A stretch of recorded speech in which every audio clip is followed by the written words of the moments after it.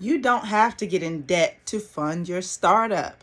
Instead, use your own personal funds to fund the creation and marketing of your least expensive product to create and the one that you can convert quickly into profit.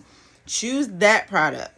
Actually, completely produce it. If there's manufacturing involved and mass production, whatever it looks like to produce that product, or to get things in place so that service can be distributed to new clients. Get all of that in place, market it, and then use the profit from that product or service so that you can actually fund the creation of your other products and services. Then make those available so that your business will continue to pour back into itself.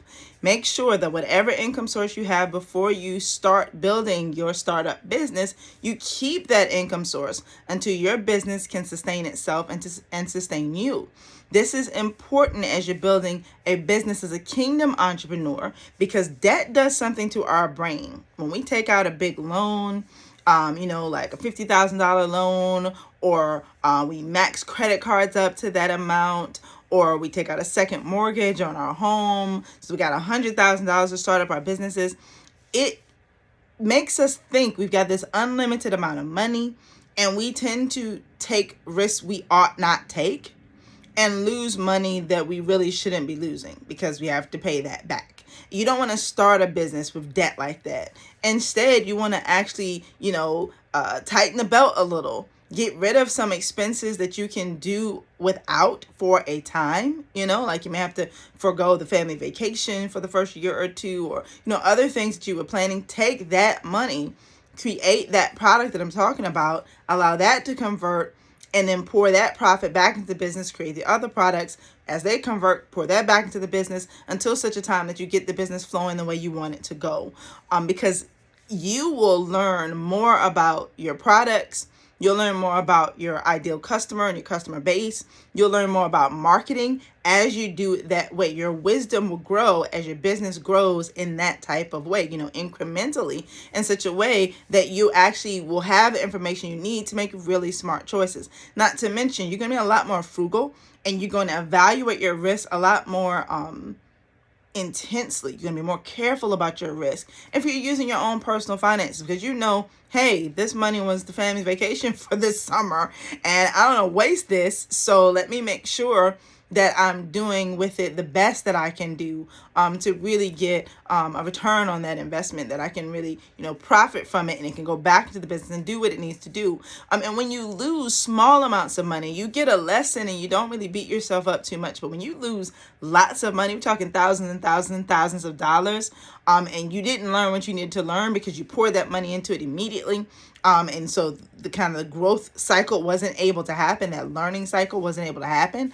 And so you don't know what you need to know. You're out of money, you're in debt, and your business is still not at a place where it can turn a profit. Like, that is a sad, sad story. And it is why many businesses close down in the first 5 years. You don't want to be like that.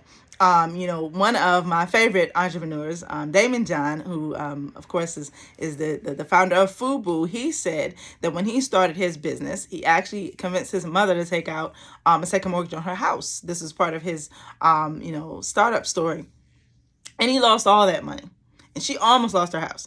And then he realized that wasn't a way to go. And then he used a system similar to what I'm talking about now, where he built up more slowly using his own finances, and allowed certain products to support other aspects of his business until it grew. And he learned what he needed to learn, and he did what he needed to do. This is how I built Kingdom of LLC, and other businesses as well. And it's stable, and it will give you what you need in order to really grow and build a solid foundation, where the rug will be pulled out from under you, and you won't have all this debt, because it will hurt you later on when you actually need the profits that are coming back in to go back into your business. You don't need to be paying off loans and ridiculous credit card debt and stuff like that, or worrying about your house. Like, these are not things you need to be thinking about. You need to be instead growing in your knowledge as you build your business, that the business can start to take care of itself after you invest initially into the business. You may have to do it a few more times, but we're talking small amounts. We're talking about $1,000, maybe $2,000, something like that,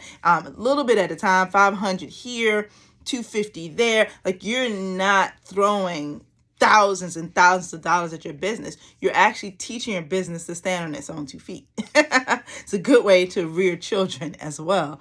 And so I want to encourage you to do that so that you can really build your business the way you ought to build it. So look at your product line and focus on that one that's inexpensive for you to create and converts quickly. That one will be a solid foundation for your business financially and allow you to build the rest.